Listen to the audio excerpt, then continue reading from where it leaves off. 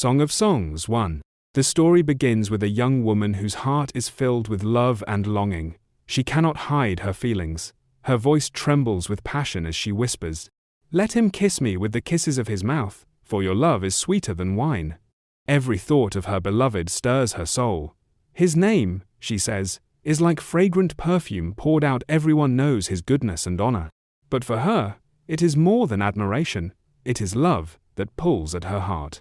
She dreams of being with him, saying, "Take me with you, let us run."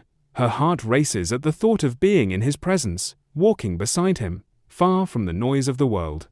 Yet, beneath her longing, there is a quiet insecurity. She says softly, "I am dark, but lovely." The sun has kissed her skin as she worked in the vineyards under the blazing heat. Her brothers had made her tend the vines, and in caring for them, she had neglected her own beauty. But there is no shame in her tone, only honesty and strength. She knows her worth. Eager to find her beloved, she asks, "Tell me, where do you graze your flock?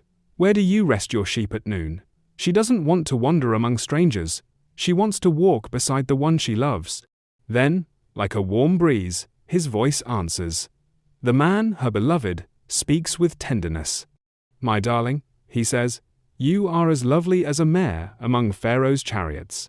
To him, she stands out in majesty and grace, just as a single white horse would among royal chariots. Her cheeks, he says, glow like jewels, and her neck is adorned with beauty, not only from ornaments, but from the dignity she carries. The scene shifts to an intimate moment. As the king sits at his table, the woman's perfume fills the air with its sweet fragrance. Every breath seems to draw her closer to him. She thinks of him as a small pouch of myrrh, resting close to her heart, always near, always comforting. To her, he is like a blossom from the vineyards of En Gedi, a refreshing oasis in a dry land. His love is her rest. He looks at her again and says softly, "How beautiful you are, my darling, how beautiful." And she replies with joy, "How handsome you are, my beloved. Our bed is green and alive." Together, they sit surrounded by nature cedar beams above, cypress rafters, around a picture of love that is pure, vibrant, and strong. Moral and reflection.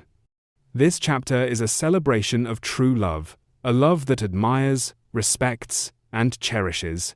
It shows that beauty is not in appearance alone, but in the heart that loves deeply.